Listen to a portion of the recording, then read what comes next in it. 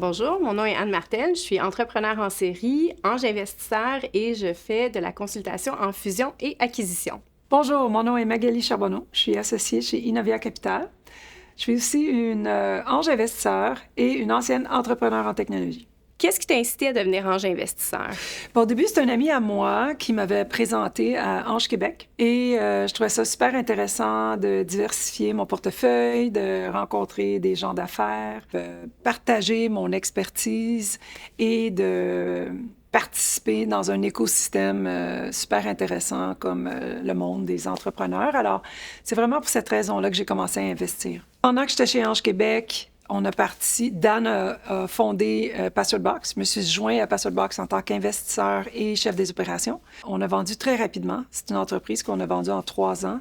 Alors, tout de suite après avoir vendu, là, Chris Arsenault de Innovia Capital, que j'avais appris à connaître, m'a contacté et m'a demandé si j'avais de l'intérêt à me joindre au capital de risque. Quand on arrive plus tôt dans la chaîne d'investissement, quand on est ange investisseur, évidemment, le modèle est amené à changer, la compagnie peut pivoter. Donc, c'est quoi les critères que tu recommandes que les gens regardent? Très tôt. Oui, très tôt. Quand il est très tôt, c'est vraiment l'équipe et la grosseur du marché. Mm-hmm. Alors, c'est les 2 choses les plus importantes.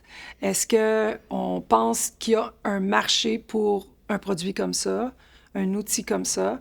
Est-ce que le marché est assez gros pour que s'il y a à pivoter, il y a de la place pour qu'il y ait une demande dans le marché pour ce qu'il essaie de résoudre? Et ensuite, il faut faire confiance à l'équipe. Quand c'est très, très tôt, c'est vraiment les 2 choses les plus importantes. Quelles sont les caractéristiques essentielles que tu regardes quand tu évalues un entrepreneur? Alors, la chose la plus importante chez Innovia, c'est que les valeurs de l'équipe soient alignées avec les valeurs de notre entreprise. Alors, qu'est-ce que ça veut dire? Quelles sont nos valeurs? La confiance, l'honnêteté, le respect, l'empathie, l'intégrité, la transparence, c'est toutes des choses où on évalue. Donc, c'est important pour nous d'apprendre à connaître l'équipe et l'entrepreneur avant de faire l'investissement, bien sûr, parce que c'est dur de savoir si l'équipe et les personnes ont ces valeurs-là, si tu les connais pas. Ensuite, est-ce qu'on a un bon visionnaire? Est-ce qu'ils ont des ambitions mondiales? Est-ce qu'ils ont une capacité de s'adapter au marché? Est-ce qu'ils ont un bon leadership, des compétences de gestion, une capacité à bien s'entourer? Est-ce qu'ils sont orientés vers l'exécution? C'est toutes des choses qui sont importantes pour nous.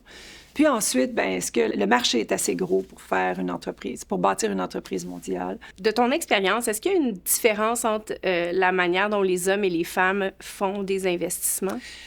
C'est une bonne question. J'ai beaucoup réfléchi à cette question-là quand je suis rentrée dans le monde de l'investissement. Puis, après des années et des années à passer avec des collègues, avec d'autres anges investisseurs, ma conclusion est la suivante.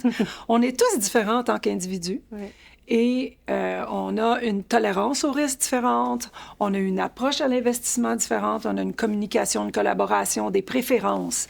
Alors moi, je vois ça plus des différences d'individus versus la différence entre les hommes et les femmes. Comme femme qui investit, est-ce que tu penses qu'être une femme, ça peut avoir un certain avantage? Est-ce que tu vois des différences à ce niveau-là?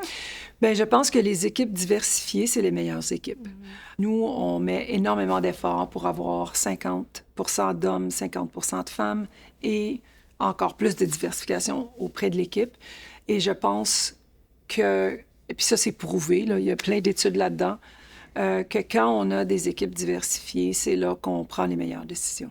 Et c'est quoi ta réaction, par exemple, justement, quand tu arrives dans une compagnie et puis tu vois que peut-être que c'est pas une équipe si diversifiée? Ouais. Est-ce que... Ça arrive souvent. Ouais. Nous, par exemple, on pose des actions.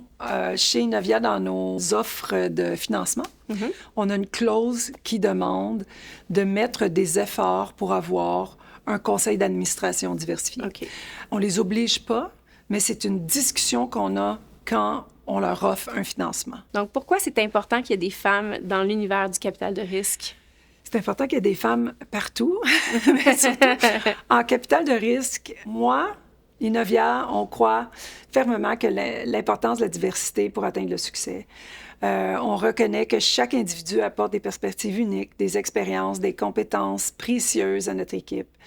en favorisant un environnement inclusif où chacun se sent valorisé, respecté, bien, on est en mesure de stimuler l'innovation, d'améliorer notre compréhension des besoins et diversité de nos clients, de renforcer nos positions dans un marché qui évolue tout le temps.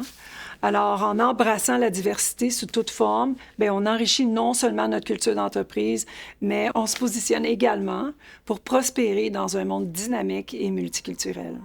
Merci, Magali. Ça fait plaisir.